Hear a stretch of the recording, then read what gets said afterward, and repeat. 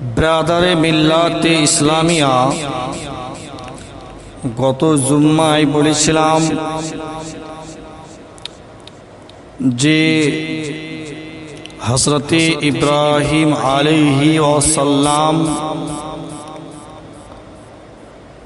যখন তেনাকে নমরুদের দরবারে নিয়ে আসা হলো, নমরুদকে সেজদা করার নিয়ম প্রথা ছিল সেই সময়। হযরতে ইব্রাহিম আলাইহি ওয়াসাল্লাম তাকে সেজদা করল না। তাই নমরুদ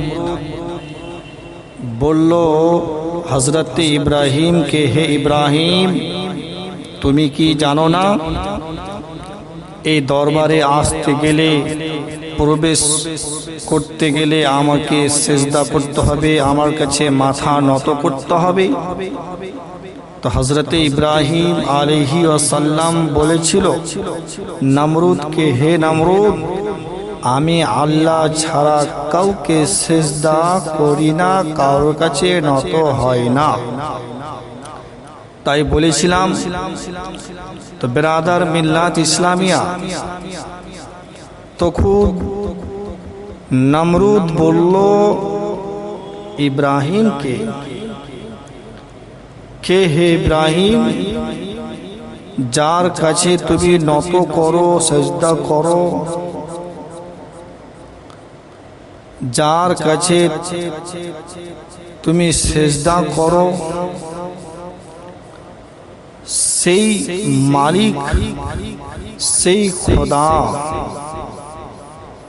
সেই রব্বুল আলামিন, সে কেমন? তো হযরতে ইব্রাহিম খলিলুল্লাহ আলাইহি ওয়াসাল্লাম বললেন, হে নমরুদ, আমি ওই আল্লাহর সেজদা করি, ওই আল্লাহর উপাসনা করি, ওই আল্লাহর ইবাদত করি যে আল্লাহ মানুষকে জিন্দাও করে এবং মানুষকে মৃত্যু দেয়। তো হযরতে ইব্রাহিম খলিলুল্লাহর কথা শুনে নমরুদ বলল, ইব্রাহিম, এই কাজটা তো আমিও করতে পারি, এই বিষয়টা আমারও জানা আছে, এর ভিতরে আমারও জ্ঞান আছে। নমরুদ বলল, আমিও মারতে পারি, আমিও জিন্দা করতে পারি। হে বেরাদার মিল্লাতে ইসলামিয়া, নমরুদের জেলখানাতে দুইজন কয়েদি ছিল, দুইজন অপরাধী ছিল, তাদেরকে দীর্ঘদিন ধরে বন্দী করে রেখেছিল। তবে বেরাদার, একজনের কিন্তু মুক্তির সময়, আজাদ হওয়ার সময়, জেল থেকে, কায়দ থেকে মুক্তির সময় কিন্তু এগিয়ে আসছে। আর একজন ব্যক্তির ফয়সালা হয়েছে, হুকুম হয়েছে, তার অমুক সময়ে, অমুক ডেটে, অমুক তারিখে তার মৃত্যু দণ্ড দেওয়া হবে। হে বেরাদার মিল্লাত ইসলামিয়া, হে আমার সুন্নি মুসলমান, নমরুদ কি বলল? হযরতে ইব্রাহিম খলিলুল্লাহকে বলল, হে ইব্রাহিম, দেখো দেখো, তোমার আল্লাহ যেটা করতে পারে আমিও সেটা করতে পারি। ইব্রাহিম বলল, কি করতে পারো? তাহলে দেখাও। নমরুদ বলল, দেখবা, অবশ্যই আমি তোমাকে দেখাচ্ছি। নমরুদ হুকুম করল সেনাদেরকে, হে সেনাগণ, যাও যাও, দুইজন ব্যক্তি আমার দরবারে, আমার জেলখানাতে বন্দী আছে, ওই দুইজন ব্যক্তিকে আমার সম্মুখে নিয়ে আসো। দুইজন কয়েদিকে নিয়ে আসা হলো নমরুদের দরবারে। আর আসার পরে হযরতে ইব্রাহিমকে বলছেন, হে ইব্রাহিম, দেখো ওই যে দুজন ব্যক্তি তোমার সম্মুখে আমি দাঁড় করিয়ে রেখেছি, এই অমুক ব্যক্তি যার আগামী কাল মৃত্যু হবে,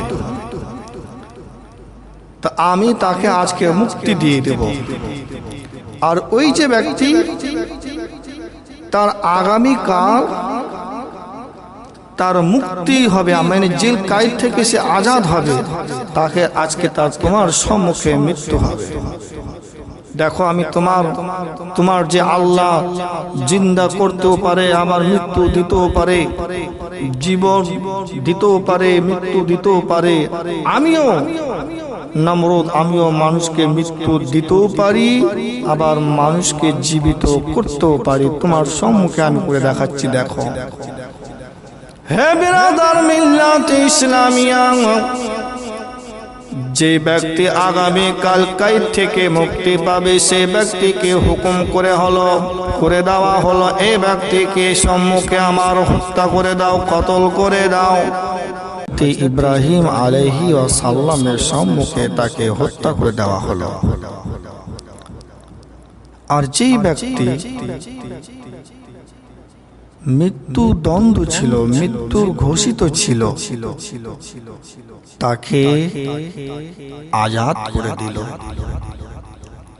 মুক্তি করে দিল, রেহাই করে দিল। দিয়ে নমরুদ হযরতে ইব্রাহিম আলাইহি ওয়াসালাতু তাসলিমকে বলছেন, হে ইব্রাহিম, দেখলে তোমার আল্লাহ যার তুমি উপাসনা করো, যাকে তুমি আল্লাহ বলে মানো, যার তুমি ইবাদত করো, সিজদা করো, তোমার আল্লাহ যেটা পারে সেটা আমিও পারি, তোমার সম্মুখে আমি দেখালাম। তখন হযরতে ইব্রাহিম আলাইহিস সালাম নিজেকে প্রশ্ন করছে আর বলছে কি, আমি ভেবেছিলাম কি নমরুদ সালতানাতের এত বড় বাদশা, এত বড় তিনি তার শাসক চালাচ্ছে, তাই আমি মনে করেছিলাম সে অনেক বড় বুদ্ধিজীবী ব্যক্তি। তবে তার এই ফায়সালা, তার এই ধরনের বিচার, এই ধরনের কাণ্ড দেখে আমি মনে করছি এর মতন বেকুব, নাদান, গাধা আর কেউ দ্বিতীয় ব্যক্তি আর নেই। কারণ যে ব্যক্তি আজাদ হওয়ার কথা ছিল তাকে মৃত্যুদণ্ড দিল, আর যারা মৃত্যুদণ্ড হওয়ার কথা ছিল তাকে আজাদ করে দিল। এই ফায়সালা নাকি তিনি করে মানুষকে, নমরুদ তার কওমকে, অর্থাৎ হযরতে ইব্রাহিম খলিলুল্লাহকে বুঝাতে চাইছে যে আমি মালিক, আমি খোদা। বলুন তো, তিনি কি সত্যিকারে খোদা, না তার অহংকার তাকে খোদা বানিয়ে দিয়েছে? তার ভিতরে, মনের ভিতরে আল্লাহর নূর নাই। তিনি তো মানব, ইনসান, আদমি ছিলেন তো বটে, তবে তার ভিতরে আল্লাহর নূর ছিল না।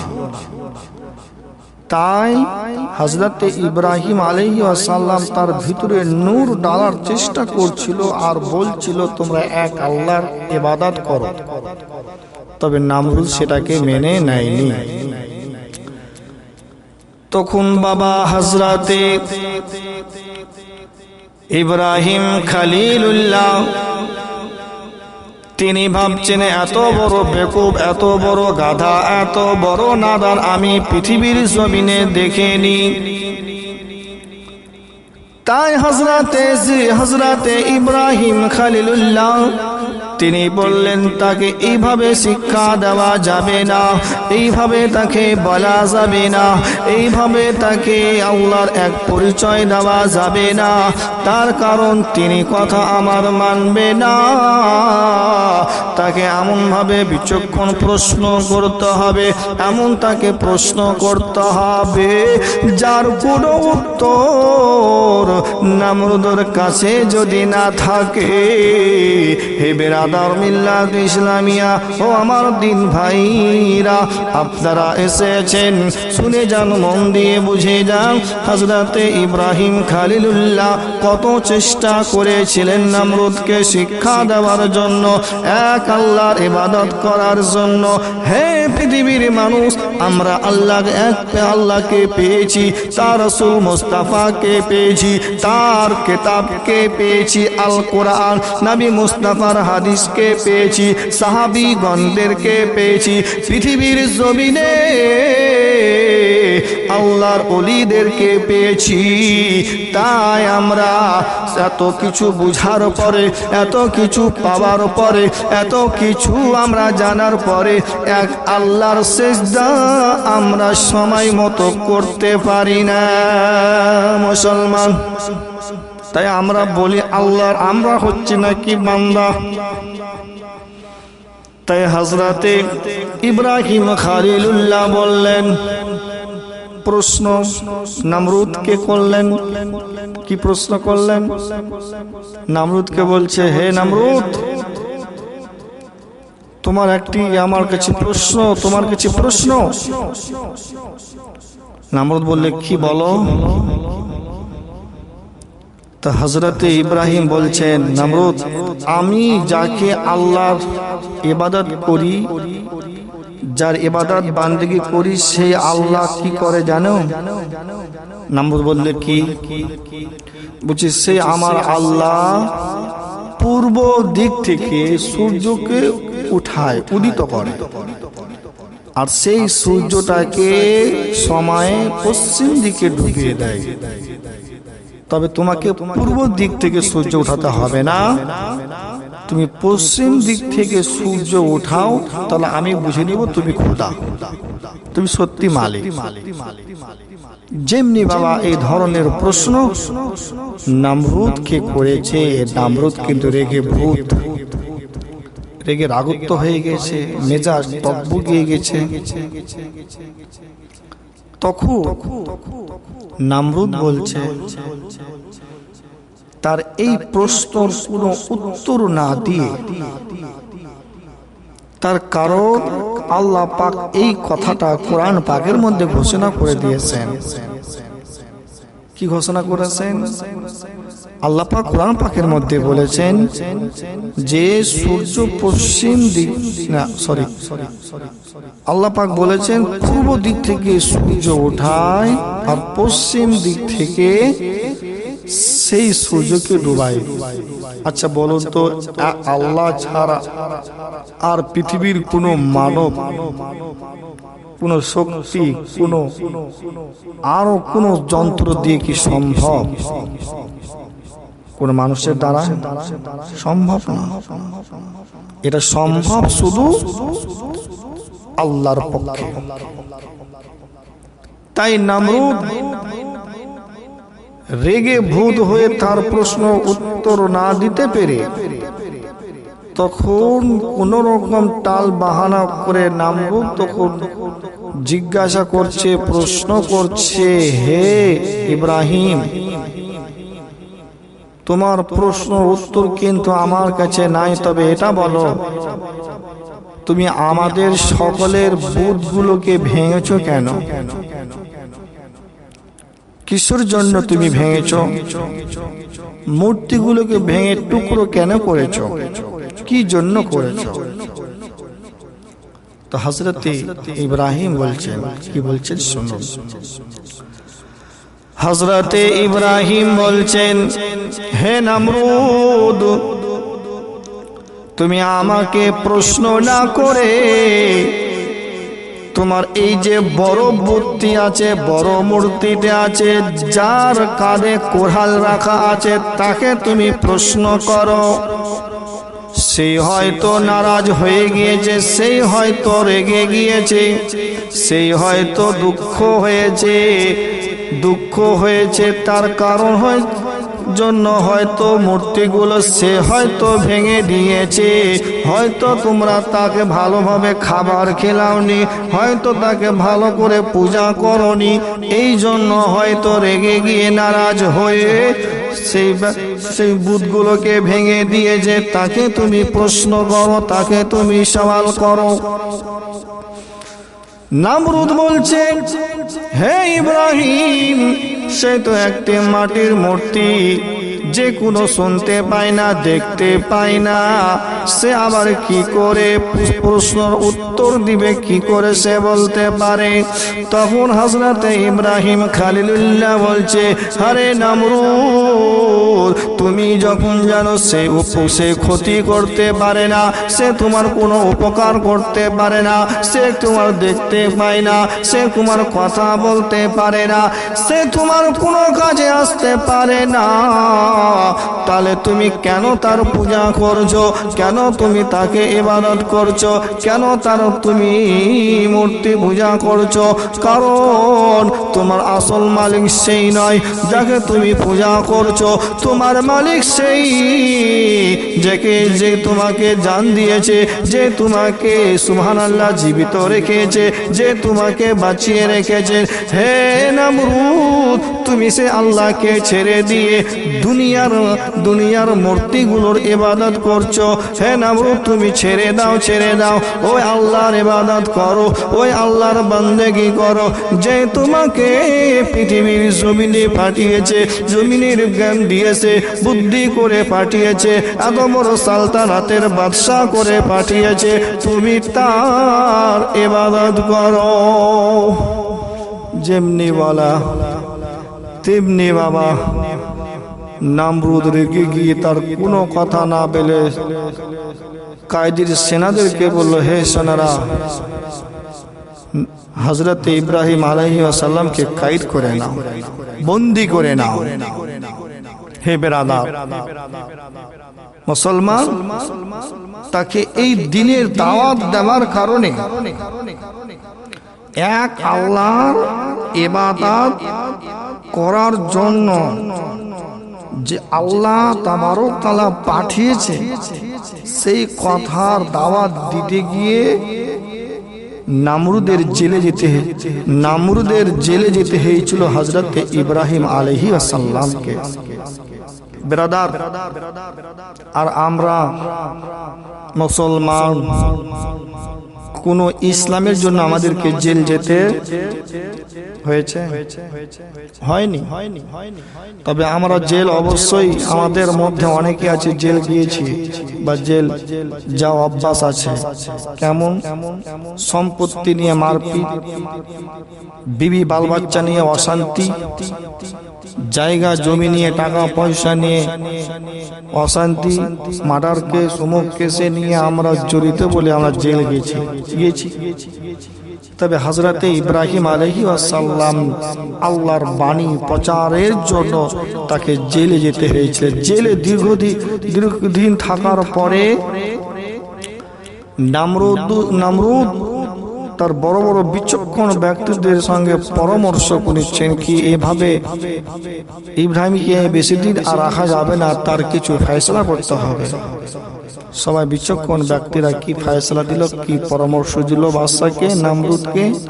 বলছে তাকে জিন্দায় চলিয়ে দেওয়া হোক, জিন্দায় মৃত্যু দেওয়া হোক, তার নিস্তে নাবুদ কিছুই থাকবে না, না থাকবে তার নিস্তে নাবুদ, না সে আল্লাহর দাওয়াত দিবে কাউকে, তার কিছু আর দাওয়াত দেওয়ার কোনো আর পাওয়ার থাকবে না, তাকে মৃত্যু দিয়ে দাও, তার নিস্তে নাবুদ হয়ে যাবে।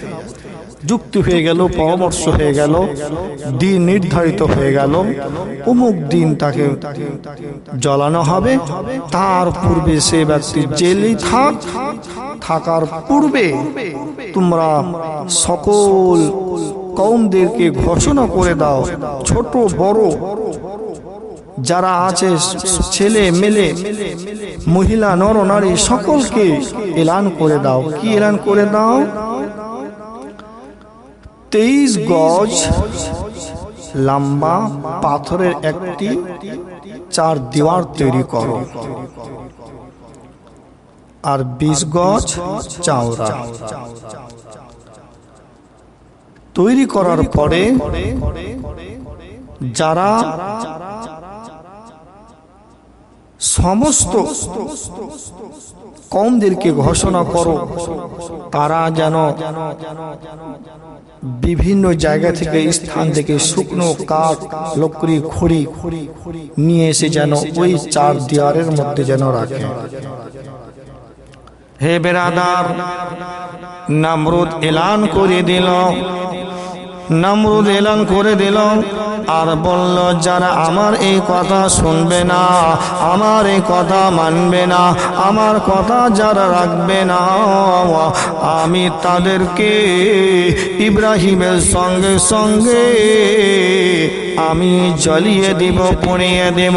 হে বেরাদার মিল্লাত ইসলামিয়া, তার বিচক্ষণ সেনারা ব্যক্তিরা তার কওমের লোকের কাছে বলল, হে জগতের মানুষ, হে নমরুদের জনগণেরা, শুনে নাও, শুনে নাও। নমরুদের অর্ডার হয়েছে, নমরুদের হুকুম হয়েছে। কি হুকুম হয়েছে? বলছে একটি 4 দেওয়াল তৈরি করতে হবে।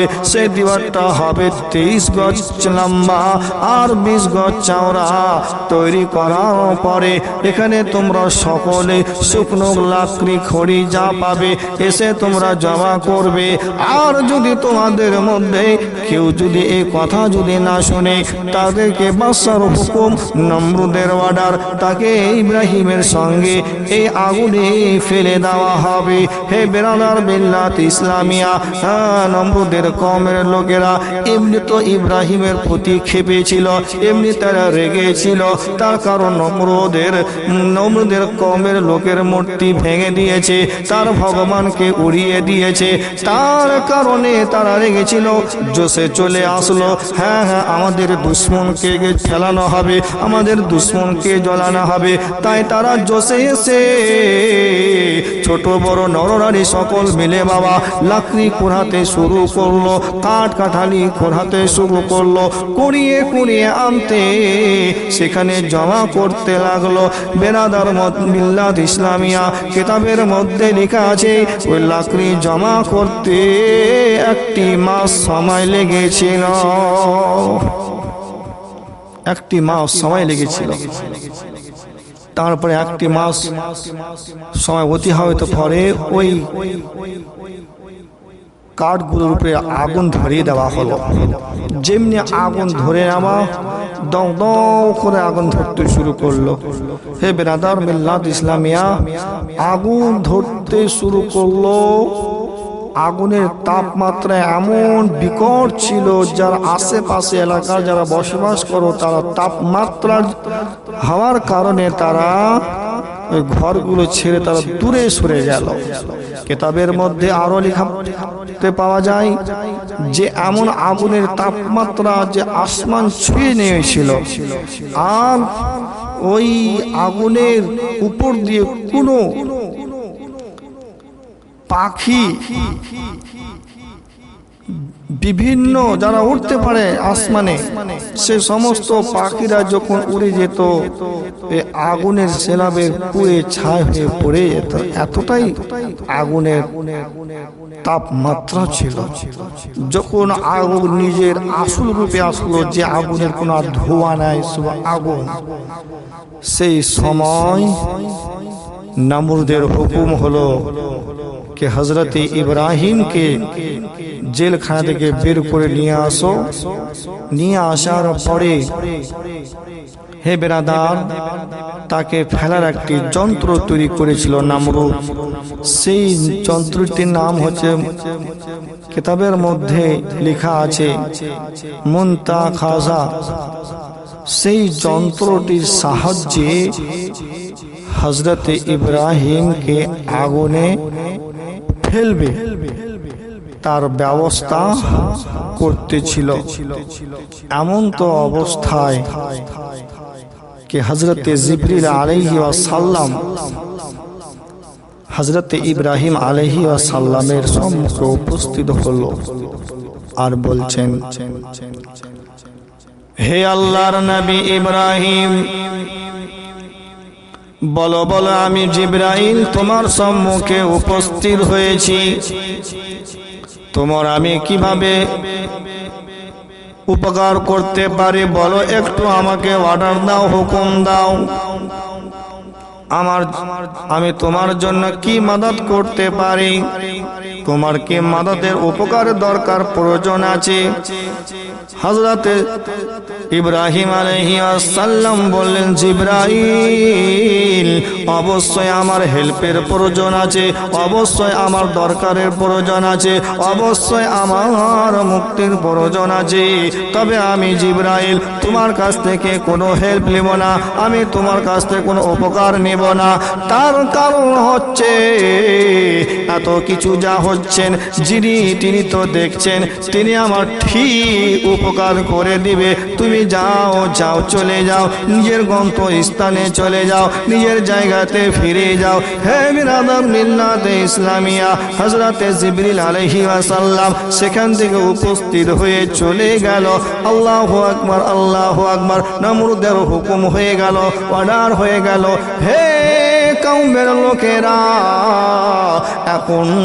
এখন হযরত ইব্রাহিম আলাইহিস সালামকে ওই আগুনের সেলাবে ফেলা হবে। তাই বেরাদার সকল দেখার জন্য ভিড় জমিয়ে দিল। বেরাদার, নমরুদের একটি কন্যা সন্তান ছিল, তিনিও দেখার জন্য তার বালাখানাতে, তার বিল্ডিংয়ে উপস্থিত হয়ে গেল। মুজাসসামিনে হাজার, যেমনি বাবা বাদশার হুকুম, নমরুদের অর্ডার হলো, তেমনি কি করলো, ওই মুনতাকাজা সাহায্যের হযরতে ইব্রাহিম খলিলুল্লাহকে বাবা ওই আগুনের মধ্যে ফেলে দিল। আর তখনই আল্লাহ বলছেন, হে আগুন, তুই ঠান্ডা হয়ে যা। ইব্রাহিম আলাইহিস সালামের উপর যেমনি হুকুম, তুই ঘড়ি আগুন বাবা ঠান্ডা হয়ে যাবে। আগুনের শিলাপ লম্বা লম্বা হয়ে উঠছিল, তেমনি সেই শিলাপগুলো ফুলের গাছের রূপান্তরিত হয়ে গেল। আর আল্লাহর নবী হযরত ইব্রাহিম আলাইহিস সালাম সালামতি যেমন একটি বাগানে থাকে, সেরকম বাগান তৈরি হয়ে গেল। আর ইব্রাহিম আলাইহিস সালামের উপরে আগুন ঠান্ডা শীতল হয়ে গেল, রোম পর্যন্ত পুড়েনি। তার কারণ আল্লাহ পাক হুকুম করে দিয়েছিলেন, ইব্রাহিম আলাইহিস সালাম যেমনি আগুনে পড়তে যাবে, সেই আগুনকে আল্লাহ 1 সেকেন্ডের মধ্যে আল্লাহ হুকুম করলেন, হে আগ, হে আগুন, তুমি আগুন থাকিও না, তুমি শীতল হয়ে যাও। আল্লাহর হুকুমে বাবা বাতাস কথা বলে, আল্লাহর হুকুমে গাছপালা কথা বলে, আল্লাহর হুকুমে নদী নালা কথা বলে। এই তো সামান্য আগুন বিরাদার, সে আগুন ইব্রাহিম আলাইহিস সালামের প্রতি সালামতি হয়ে রহমত বর্ষিত হয়ে গেল। মাশাআল্লাহ। তাই বলতেছিলাম বাবাজি, সময় কম সংক্ষিপ্ত, পবিত্র জুম্মার দিন ইনশাআল্লাহ আজিজ, এরপরে কি ঘটনা ঘটেছিল ইনশাআল্লাহ আজিজ পরের জুম্মাতে আমি ইনশাআল্লাহ তুলে ধরব। তাই আমি বলতেছিলাম যে হযরতে ইব্রাহিম আলাইহিস সালাম, তার জন্য দুনিয়ার আগুন ঠান্ডা হয়ে গেল একটি ইশারাতে। কার ইশারা? আল্লাহর ইশারায়। সেই আল্লাহর যদি আমরা ইবাদত ছেড়ে দিয়ে দুনিয়াদারিতে যদি আমরা ব্যস্ত যদি থাকি, তাহলে আমাদের জাহান্নামের আগুনকে ছেড়ে দেবে? বলেন, ছেড়ে দেবে না মুসলমান। তাই সময় থাকতে সময়ের মূল্য দিন, যত পারেন আল্লাহর ইবাদত বন্দেগী করুন, মানুষের সাথে সৎ ব্যবহার করুন। দুনিয়ার আগুন এক ছিটা পড়লে বাপরে মা করে তোল পার করে দিচ্ছি আমরা। মৃত্যুর পরে ওই আগুন আমরা কিভাবে সহ্য করবো মুসলমান? তাই যখন বলার তো অনেক কিছু ছিল, সময়ের সংক্ষিপ্ত, ইনশাআল্লাহ বাকি কথাগুলো পরে আপনাদের সম্মুখে তুলে ধরবো।